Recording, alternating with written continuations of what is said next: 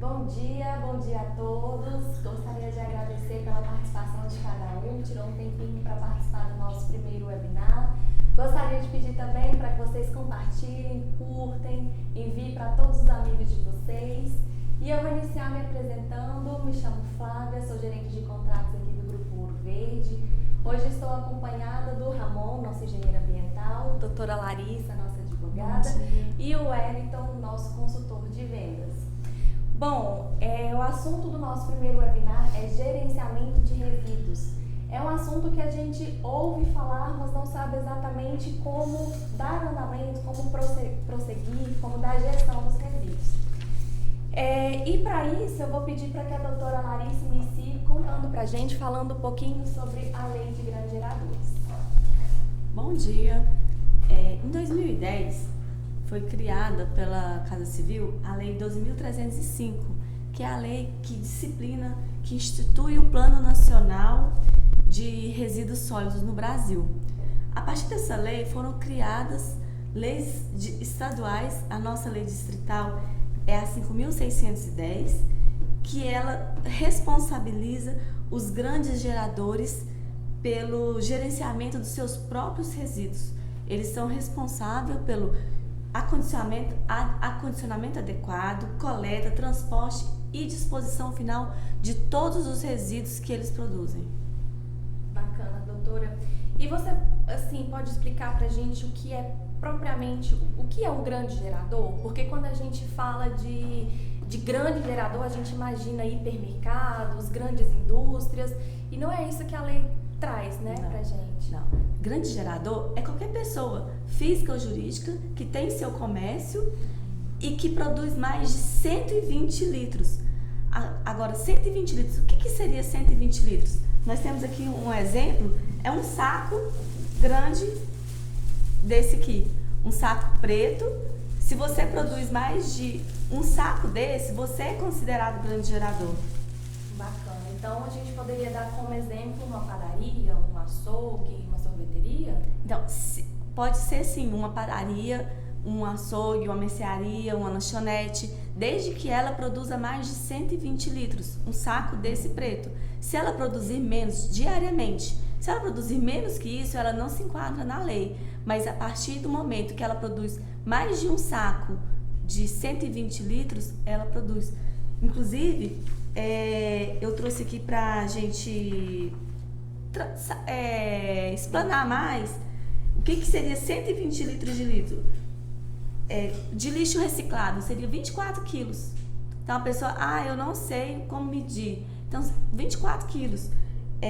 Indiferenciado, 42 quilos. Então, isso é 120 litros. Porque às vezes fica na dúvida, o que é 120 litros? Então, deu 24 quilos de resíduo, já é um grande gerador. E doutor, o que um grande gerador precisa fazer para se adequar à lei? Então, a primeira coisa que ele precisa fazer é o plano PGRS. O PGRS. E para explicar melhor o que é esse PGRS, eu vou passar a palavra para o Ramon. Bom dia a todos. Então, o PGRS ele é um programa de gerenciamento de resíduos sólidos. Ele é um documento extremamente importante, porque ele que vai dar o diagnóstico de quais os resíduos a empresa produz, como ela deve acondicionar esse resíduo, como ela deve dispor esse resíduo para uma empresa para coleta ou para o tratamento, e no PGRS também vai estar indicando a destinação final desse resíduo. Então, no PGRS tem que ser elaborado por um profissional habilitado, um profissional que tenha um conhecimento técnico, para que ele venha diagnosticar e elaborar esse plano de acordo com a realidade e as características da sua empresa. Nós vemos muitos casos em que algumas empresas ou alguns profissionais fazem PGRS que muitas vezes não condiz com a realidade daquele empreendimento. Um exemplo claro, tivemos há algum tempo atrás um cliente que nos procurou e que ele questionou porque ele foi fiscalizado e a fiscalização cobrou que ele tivesse ali uma lixeira para o acondicionamento de metal. E aí ele disse que não tinha essa lixeira no seu estabelecimento porque ele não produzia esse resíduo. Então, quando a gente foi olhar o PGRS que foi elaborado para ele, existia essa previsão no estabelecimento dele a instalação dessa lixeira. Então, o PGRS acabou produzindo para esse empresário, para esse empreendedor, uma prova contra ele próprio, né?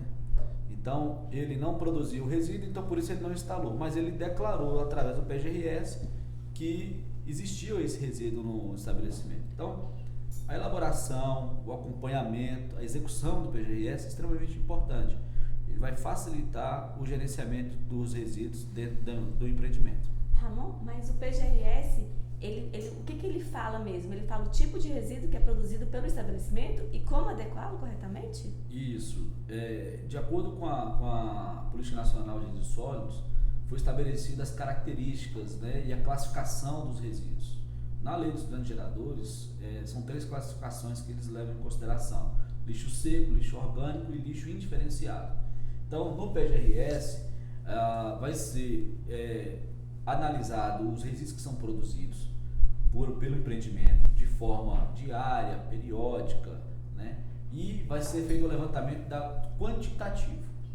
Após isso, vai ser feita a classificação. Então, de acordo com a classificação desses resíduos, se ele é um lixo seco, por exemplo, passivo de ser reciclado, no PGRS vai estar a indicação da separação desse resíduo e a destinação para uma cooperativa ou por alguma empresa que faça o trabalho de reciclagem. O lixo orgânico também ele vai ser feita a sua classificação de acordo com os resíduos que são produzidos ali, e também vai ser direcionada a forma de acondicionar, que aí já é diferente do lixo seco. Inclusive a cor do plástico, né, do saco de lixo, ele muda, que é uma das formas que a lei prevê de identificar o lixo orgânico do lixo seco, e o lixo diferenciado da mesma forma. Então o PGRS ele vai justamente identificar esses resíduos, classificar eles e quantificar para que seja direcionado o seu correto gerenciamento, desde a coleta ao transporte até a destinação final. Ramon, e como que entra o aterro Ouro Verde nesse processo de gerenciamento dos resíduos?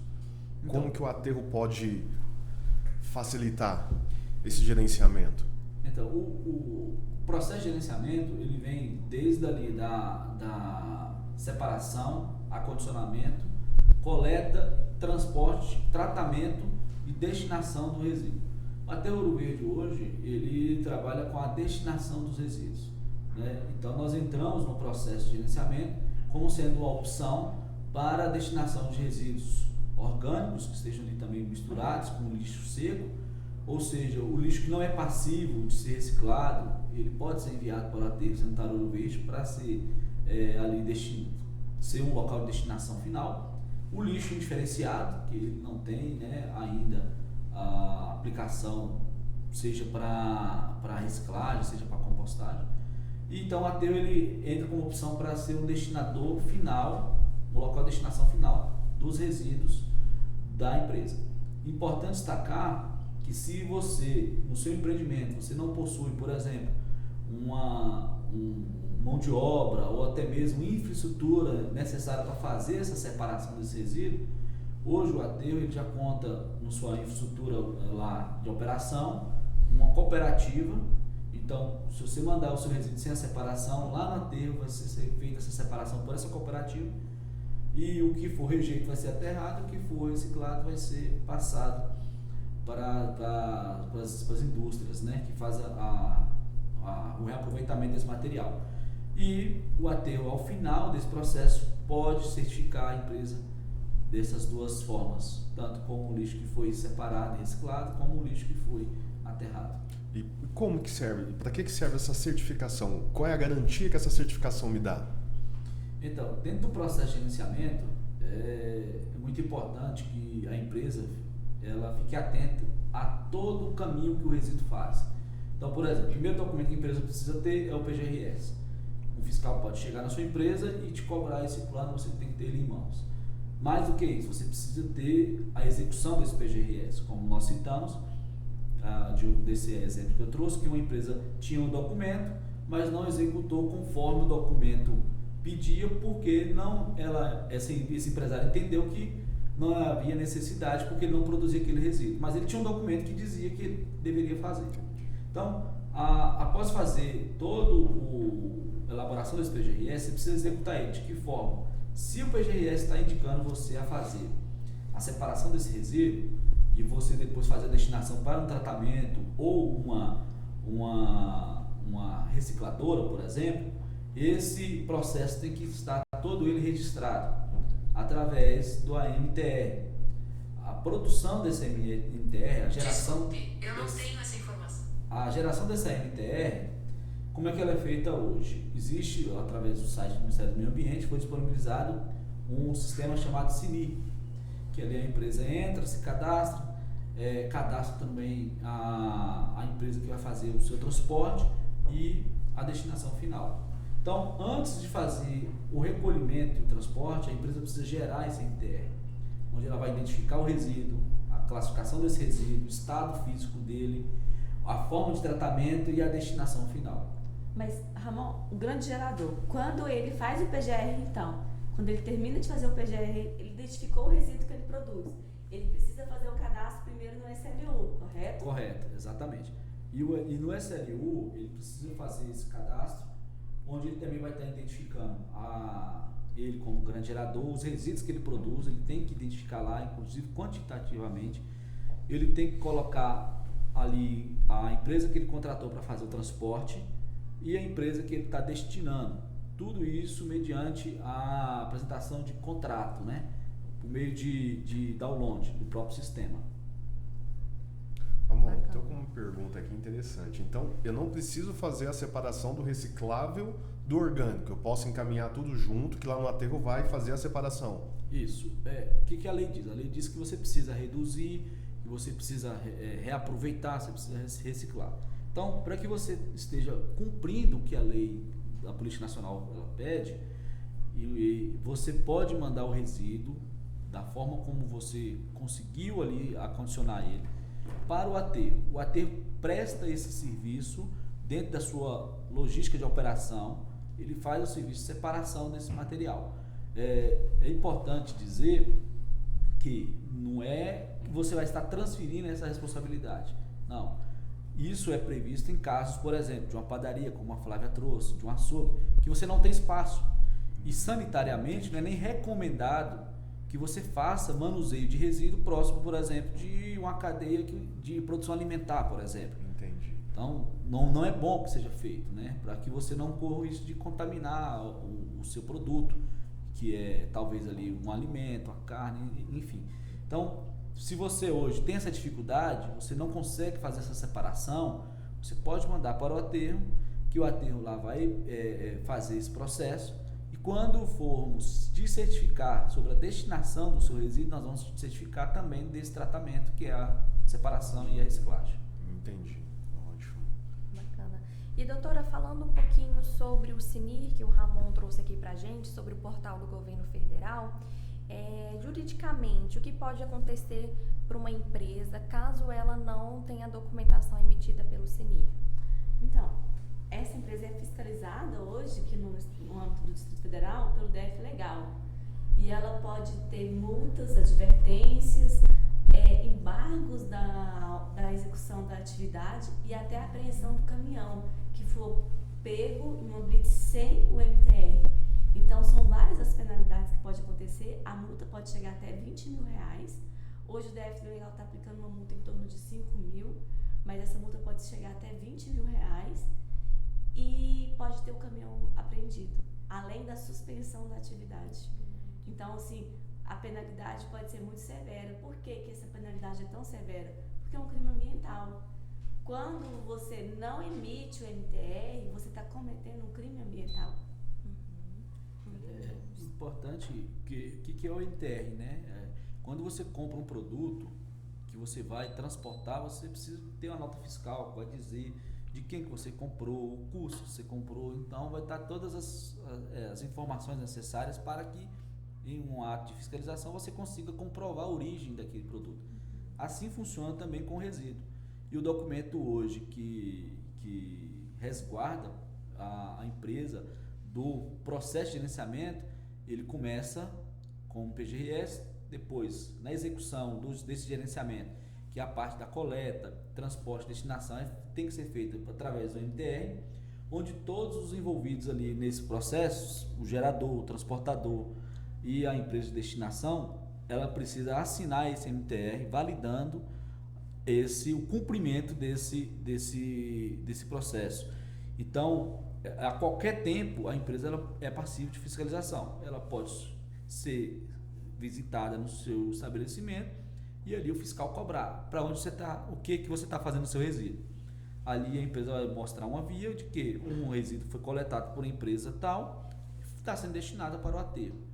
Importante que nós, pensando nisso, nós do Aterro Ouro Verde oferecemos para os nossos clientes, quando o caminhão chega no aterro que ele apresenta o MTR, as nossas colaboradoras lá que faz a aferição e a identificação do caminhão, do cliente e do resíduo, elas assinam esse MTR validando, é gerado um ticket de pesagem para fazer a quantificação desse resíduo e após isso nós fazemos a digitalização desse documento e enviamos por e-mail.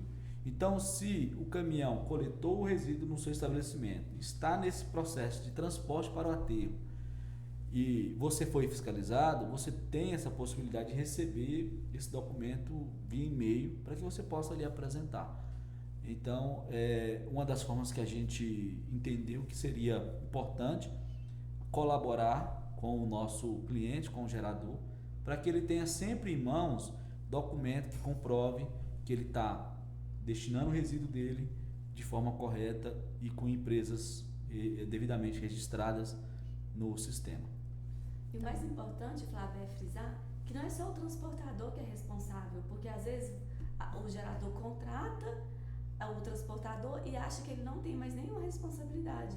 Não, ele ainda pode responder civil, penalmente e administrativamente por esse resíduo que não está sendo depositado em local correto. Então é muito importante o gerador verificar a empresa que ele está contratando para fazer a coleta do seu resíduo e a destinação final. Então tá aí a importância de fazer um gerenciamento adequado. Essa era uma pergunta que eu iria fazer para os dois para entender, porque hoje nós temos o SLU, né? Uhum. E algumas empresas ainda optam, né, de levar e entregar o seu resíduo para o SLU. Mesmo ele sendo o grande gerador, ainda há algumas empresas que fazem esse trabalho junto com o SLU. Como é que isso funciona, né? Ele pode sofrer alguma pena por conta disso, por estar com o SLU, por ser um grande gerador, existir a lei e não praticá-la? Como é que funciona, doutor? Assim, o SLU também recebe resíduos do grande gerador. Ele não transporta, mas ele pode receber. Só que o preço que o SLU cobra é estipulado pela ADASA. Então, ele é proibido de receber o SLU? Não, ele é proibido de transportar. O que o SLU não pode é fazer o transporte. Então, o transporte tem que ser com empresa privada. Entendi. E a documentação também, né? Que o SLU ele não fornece ao grande gerador. Ao grande gerador, a certificação. A certificação. Uma questão importante, igual o Elton trouxe, por exemplo, muitas empresas às vezes destinam para o SLU. O que a lei ela diz também a respeito disso? Se você, por exemplo, não é um grande gerador, ou mesmo que você seja, você tem que fazer a separação desse resíduo. E você tem que dispor para o SLU em um acondicionamento adequado e identificado para que o SLU possa coletar ali sem custo. Então, por exemplo, você já teve o trabalho de muitas vezes fazer ali um bag, contratar, às vezes ter uma pessoa para fazer essa separação para você. E uma vez que você separou o reciclado, você mesmo pode comercializar, você pode vender o seu material reciclado. Então, o que a lei diz? Que se você quiser, você pode dispor para o CLU vir coletar. Então, você não vai ter o custo da coleta desse reciclado, só que você também não vai ter nenhuma receita, só que você já teve a despesa de fazer esse processo. E o indiferenciado, não. Se você é um grande gerador e você está dispondo esse resíduo para o SLU, você está infringindo a lei. Entendeu? Porque a lei fala que você é responsável, você tem que contratar a empresa para coletar, transportar e destinação final. Se você está colocando esse resíduo sem identificação, por exemplo, ou colocando em uma unidade de recolhimento de resíduo urbano, que não tem nada a ver, por exemplo, com a questão, né? com resíduo domiciliar, você está cometendo um crime. E pode ser penalizado com aquelas infrações que nós falamos, advertência, multa, Entendi. perder a licença do estabelecimento e até a apreensão, se for pego, a apreensão é para o transportador mas pode perder a licença do estabelecimento. Então a penalidade é muito severa. Por quê? Por que ela é severa? Porque é um crime ambiental. Se você não dá a destinação correta para o seu resíduo, você está cometendo um crime ambiental. Entendi. Outro ponto que também é interessante é que você fez essa separação, né? E aí você dispôs lá que algumas pessoas, a gente já tem relatos, de que vai lá no SLU e cadastra como não sendo um grande gerador. Aí quando chega a fiscalização, ela se depara com a situação de um contêiner, por exemplo, de 1 metro cúbico lotado de lixo. Então aí você sofre 2 penalizações. Você sofre uma penalização por você ter colocado informação falsa no sistema, porque está materializado que você produz mais do que isso. Então, às vezes a pessoa pensa, vou me cadastrar lá como não sendo grande gerador. Quando a fiscalização chegar, eu vou mostrar que eu não sou grande gerador. E não é assim.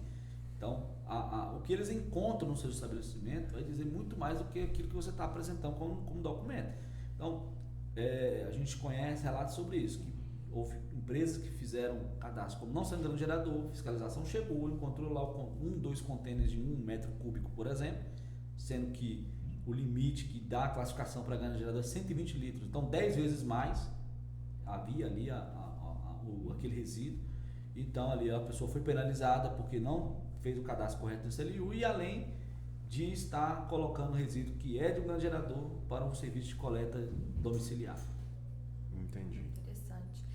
Nós recebemos uma pergunta do Jal.Lima no Instagram, nas nossas redes sociais, e ele nos questionou, no cenário atual, quais têm sido as dificuldades no tocante operacional na gestão dos resíduos? Então, como nós dissemos aqui, o serviço de gerenciamento de resíduos, ele é um serviço que requer um trabalho muito profissional e técnico, né? Então, desde ali da escolha do profissional ou da empresa que vai fazer o seu plano de gerenciamento, ele já vai começar a facilitar o seu processo posteriormente. Então, o que a gente percebe? Que na operação do gerenciamento encontra-se dificuldade, porque lá na origem, na elaboração do plano de gerenciamento, ele não foi bem feito. Então, se lá não foi bem feito, se não está a indicação de formas de você separar, condicionar e dispor esse resíduo, você vai ter problema, porque você não pode ter um plano de gerenciamento só para ter um documento, você precisa ter isso como política da sua empresa, né? Então, a gente percebe também que tem sido, às vezes, uma dificuldade para as empresas é encontrar justamente empresas que possam oferecer esse serviço de gerenciamento.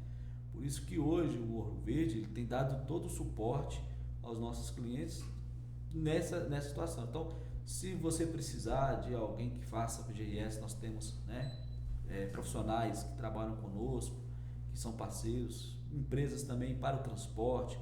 Nós trabalhamos com as transportadoras que são sérias, estão ali fazendo um trabalho muito bom dentro do Distrito Federal e temos total à disposição para poder explicar sobre o nosso processo de destinação.